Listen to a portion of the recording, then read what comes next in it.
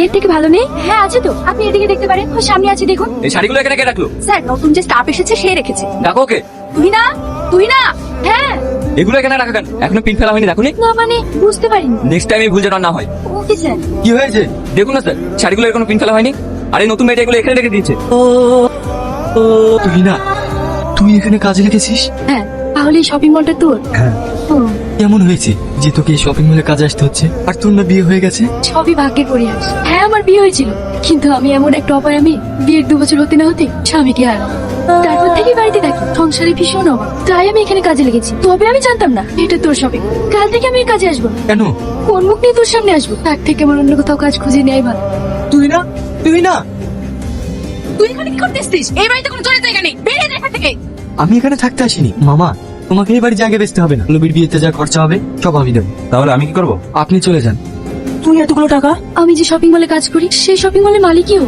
হ্যাঁ, এইরকম shopping mall কলকাতাতে আমার আরো 5টা আছে। তুমি পল্লবীর বিয়ে নিয়ে কোনো চিন্তা করো না, আমি সব ব্যবস্থা করে দেবো। আসি।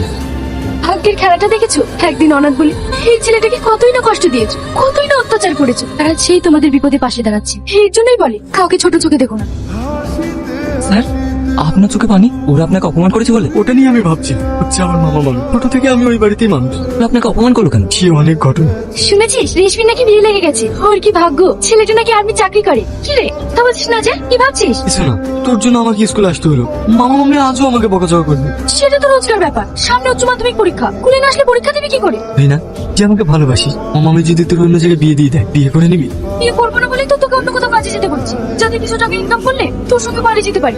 ঠিক একটা কাজের ব্যবস্থা করে নেব, কিন্তু আমি তোকে হারাতে পারবো না। আমিও তোর অপেক্ষায় থাকবো। ওই দেখো জজ মাস্টার ভাগ্নে আসছে। এই, তোকে আমি বলিনি স্কুলে যাবে না? তোকে কাজ করার পর স্কুল থেকে নিষেধ করছি না? তোমাকে আমি কত করে বললাম এই দুটোকে বাড়ি থেকে বিদায় করো? আমার কথা তো শুনবে না। আমি তোমাকে বলে দিচ্ছি, দরকার একটা ছেলে দেখে তোমার বোনকে বিয়ে দিয়ে দাও। আমি আর ওদের মধ্যে ভাগ করতে পারবো না। আমি স্কুলে যাবো না, আমি কাল থেকে কাজে যাবো। কাঁদিস না। সুন্দর সমাজ যদি তোকে জোর না করতাম তাহলে তোকে এইভাবে বাড়িতে করতাম। নারী যার বাপ নাই, তার কোথাও জায়গা হয় না। কাকুর বাড়ির জায়গা দখল করিনি, বাড়ি থেকে আমাদেরকে বের করে দিল। তারপরে এখানে আসলাম। ছোটবেলায় শুনতাম মামার বাড়ি ভীষণ আদরের হয়, তুই এখানে রাখালের থেকেও বেশি কষ্ট করে থাকতে হয়। তোকে আমি আগেই বলেছি তুই এই বাড়ি ছেড়ে চলে যা। তোর যদি ওরা বিয়ে দিয়ে দেয়? তোকে আমাকে নিয়ে ভাবতে হবে না, আমি কাউকে বিয়ে করবো না। তুই আগে একটা কাজ দেখ। রিয়াজ, তোর খাবার। তোকে আবার এসব কে আনতে বললো? আমি জানি সকালে কিচ্ছু খেয়ে আসিসনি, তুই খাবি তারপরে কাজ। এইভাবে সারা জীবন আমার খেয়াল রাখবি তো?